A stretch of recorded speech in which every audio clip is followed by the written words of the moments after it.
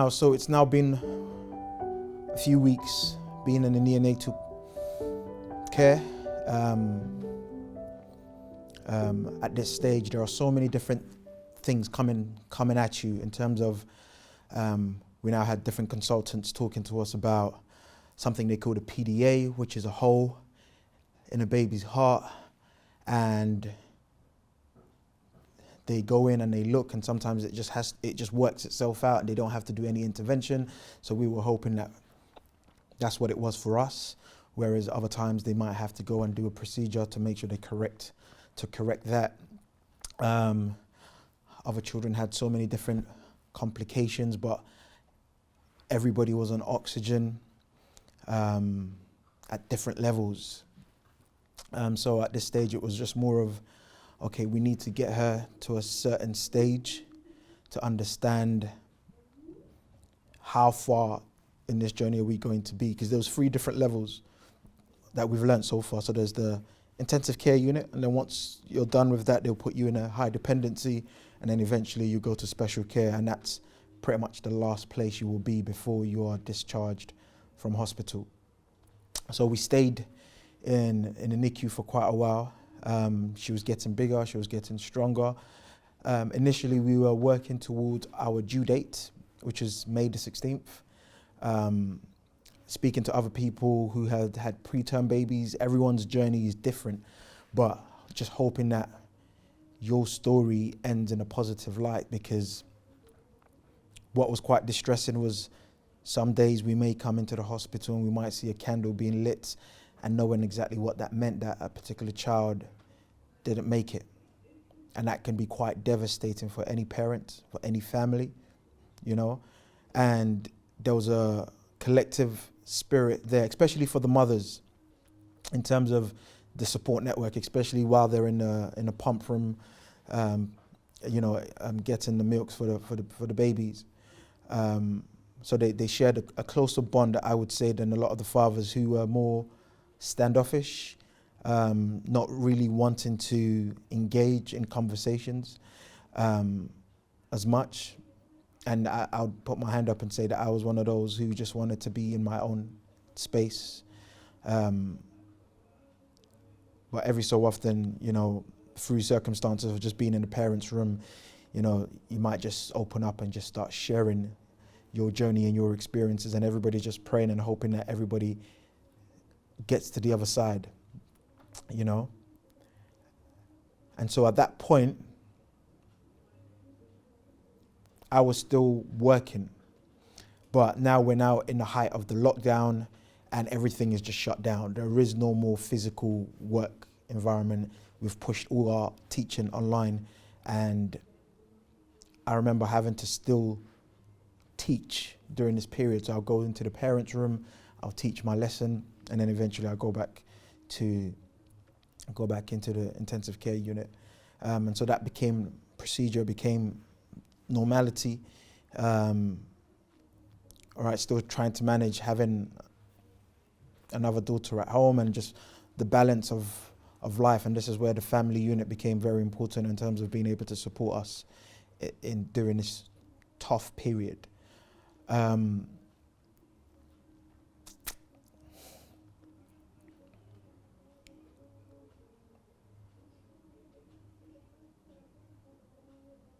Just going through the process and just thinking about the impact this was having on me. I remember feeling like I need to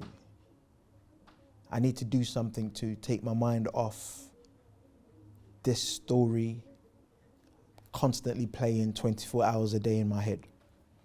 I needed a distraction, and that's when I remember that I still have a book to write.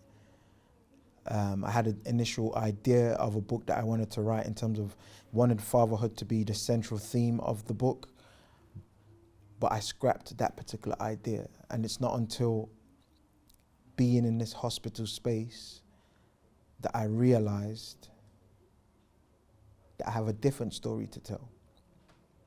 Not particularly about what was happening to me, but more about looking at relationships, looking at fatherhood from a different lens, looking at fatherhood from a point of healing relationships, building, understanding responsibility, and looking at societal impact on different fathers. So I started thinking about it, and then I had my central plot, my central characters. And then from that point on, so at this point, we've now been in hospital probably about 6 weeks. At this point on, I just started planning, papers out, started plotting, thinking about character, thinking about arcs, thinking about plots, thinking about where I want this story to go, crossing things out, new ideas, new characters, and how do I put this all together? So then there was a period where I went blank, because situations with our daughter was going up and it was going down, going up and it's going down. So at that stage, what I decided to do was just take a break from planning. Took about a week off. And I remember reading a particular book. And once I finished reading that book and I came back to the planning, there was like a light bulb moment in terms of, okay, this is exactly where I want the story to go. And I'll say to myself, I'm never at home. Normally when I write, I'm always writing at my desk. I've never written anywhere but home. But this hospital ward is home for the next few weeks, months potentially. Because what tends to happen is the doctors, the consultants, nobody wants to give you a timeline. And you can understand why, because if they give you false hope and something happens, you know, it could be tricky, and, you know, a lot of parents can hold that against them, so they withhold from giving you a timeline. But to us, we were still working towards May. So at this stage now, she's getting bigger, but she's still on oxygen. And we're just hoping that there's no further complications that could arise from this period. But it was emotionally draining just seeing how long the process was taking for her to get bigger, for her to get better, for her lungs to develop, and so on and so forth. From that tiny human being, starting to see them grow, but not at the rate you want it to happen, which was the most challenging part. So just being that support network for myself, for my wife, supporting each other. So eventually I started writing. I've planned the book now and I'm happy with the way everything is. And so literally laptop out, by the bedside, chapter 1, and we just started going, and the words just started flowing out. You know, just stopping, looking at her. She was my motivation and inspiration to keep going, to keep writing, and just keep persevering on this journey, because I was happy with the story that I wanted to tell, and the fact that this book is about fatherhood, and I'm experiencing something within fatherhood that I'll never wish on nobody, but trying to find the strength to continue was very, very challenging, you know. It was a very, very tough very, very tough period. So yeah, and I think being able to write made me escape, so to speak. Even though I was right there, and it sort of became desensitized by all of the machines beeping constantly, making sure that she's saturating well, making sure that constantly looking at the oxygen levels, hoping that, okay, she doesn't require as much. And every time that they reduce it, me and my wife is like a high five or like a celebration, reaching every new milestone, you know. And I guess the disappointing part is, as we're getting closer to this May deadline that we've given ourselves, it was becoming more evident that we're not going home anytime soon. And so those highs of, okay, we've made progress, sort of came crashing down once we're now past our due date, with still no indication of when you're going home. Constantly driving to the hospital every single day, being at the hospital pretty much 24 hours a day. it becomes your second home. You know the security guards, you know exactly when, you know, the rotations for the nurses are. You become acclimatized to the environment, not in a way that you want to be, but it just becomes your new normal, you know? And all this was happening as the world is going into turmoil, all right? In terms of, we're at the height of the pandemic, there's loads of people losing their lives to this virus. And yeah, it was just a tough time for the world because of the pandemic, but at the same time, we had to deal with this particular situation. So we're now in the middle of May, heading towards the end of May now, still have no idea when this will end. But I keep writing. Even in my lowest days, I still write. Whether I felt motivated or not on a particular day, I still write.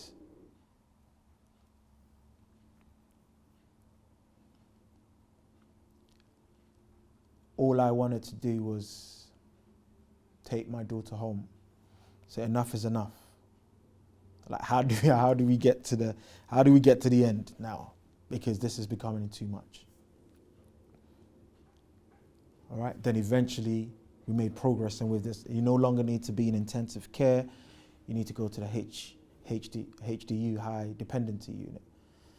So we spent weeks in there. And then eventually, I think we're now sort of towards July, thinking, okay, we're going to special care. And from special care, it's the long stretch towards being discharged and being able to take our baby home. But things are never as straightforward. Complications, you know, there's so many things that need to be hit, so many milestones that need to be hit in terms of her being able to feed for herself, whether she's going home on oxygen or not, and so on and so forth. So what we thought might be 1 or 2 weeks in special care ended up being pretty much close to another 2 months in special care. And I think there was a period in early August of 2020 where we thought, okay, we're pretty much there now. But then my wife and I realized that she wasn't still crying with any sound. So we let our concerns be known, and then eventually the ENT consultants said that they were going to go and do a procedure called the MLB, where they'll have a look into her airway. And when they went in for this operation, they found that she had a cyst, and there was a narrowing of her airway. And so when that was said and done, she now had this stridor, I can never say the word properly, and sort of heavy and loud breathing that we can hear. So that was an obstacle that kept us in hospital for another 4 weeks or so. But eventually we got there in the end, and we were discharged end of August 2020, and so we were able to take her home without any oxygen, which was good. It was something we were praying for, and she was able to learn how to feed by latching onto the breast and so on and so forth, which was difficult within itself, and being able to take the bottle was another sort of milestone that we needed to hit. While all this was happening, I'm still now progressing to the book. I've given myself a 6-month deadline, like I always do in terms of writing, and I was happy with the progress that I was making now that we were home pretty much with our daughter, now managing fatherhood again, but learning more about what does it mean having a child that's premature. Okay, we managed to come out of the hospital, but the journey doesn't end there. What type of care does she need? What happens to her development? The fact that she's been in the hospital for the last 6 months and not being able to do what most babies would be able to do at the point of 6 months, and understanding what the difference is between the gestational age and, you know, and all of these things that we needed to think about, and starting to understand what it truly means to have a child that was born premature. And our biggest concern was mainly sort of how does she develop over the next few years, and most importantly, her lungs and her airway was always areas of concern.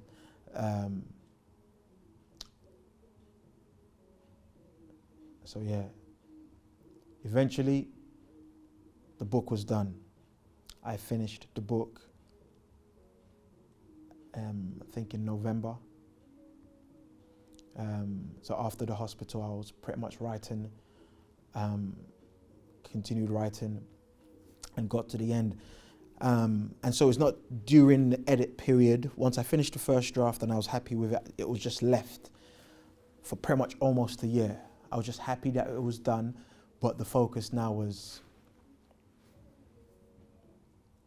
being a father, being present, understanding what needs to happen. And eventually when I came back to the book and I started calculating, I don't know if it was coincidental or subconsciously, but I wrote the book in 26 weeks. My daughter was born at 26 weeks. So for me, fatherhood is an important part of my life. A father of 3 girls now. So pretty much less than 2 years later, we had our third daughter, Oluchi. She just turned 1. But that pregnancy was full of anxiety for obvious reasons. But we always wanted to have daughters close in age.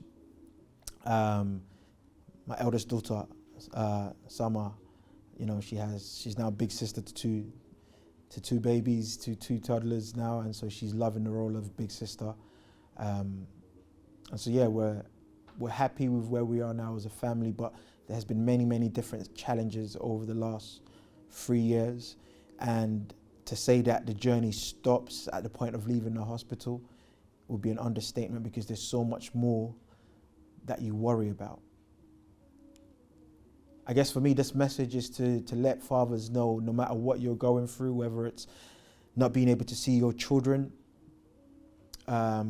financial issues, health for yourself or your child, that there's a strength in togetherness.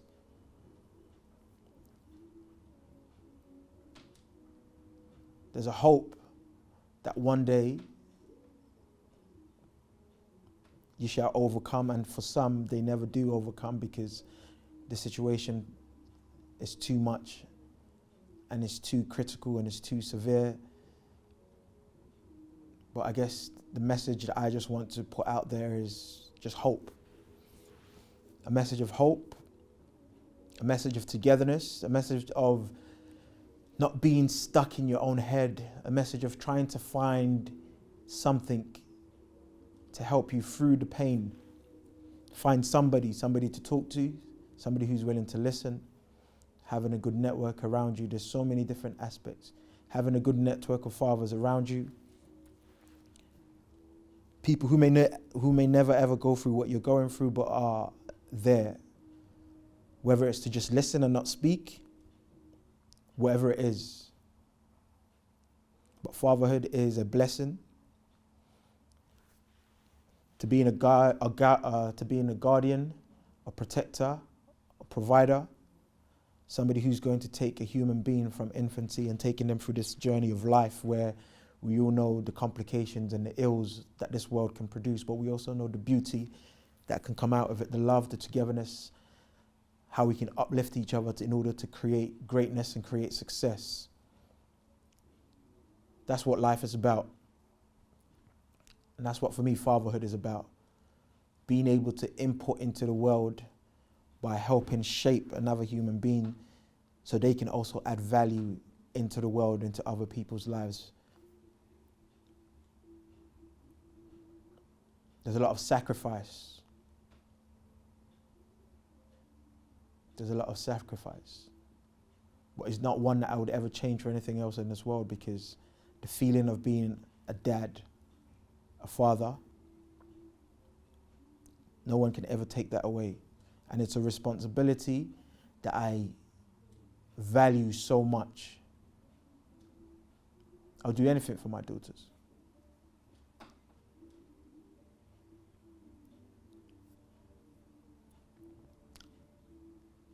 So if you're a father, if you're a dad, keep going. I know the car is a place of therapy for most of us. It's a place where we go to release, to cry, to not be seen. I stand with you and I know exactly what that feels like.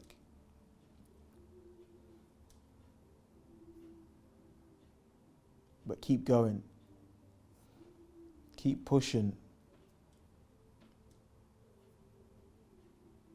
To all the fathers who are currently in those intensive care units with their children, premature or not, whatever the case may be, my prayers are with you, because it's not easy being in that environment and seeing a child that you brought into this world in the most vulnerable position where life can go just like that. If you have healthy children, if you're healthy yourself, cherish every moment. Because at the end of the day, I know we're all chasing this financial dream and financial stability, financial freedom, but sometimes we can lose sight of the present, what's happening right now. So yeah, by all means, do what you need to do for your children, for the betterment of their future, but don't lose the present in the pursuit of the future. Why can't we do both? Why can't we do both, indeed?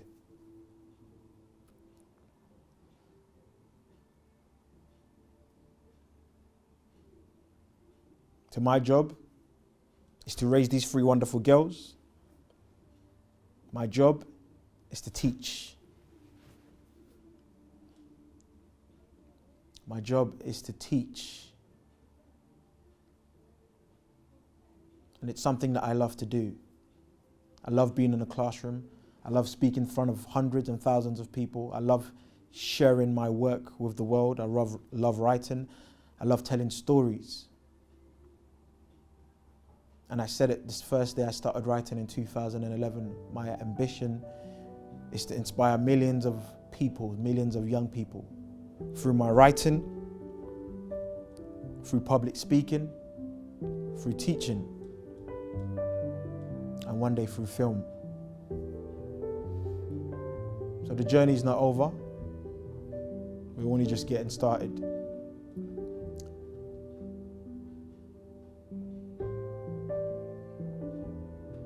We're only just getting started.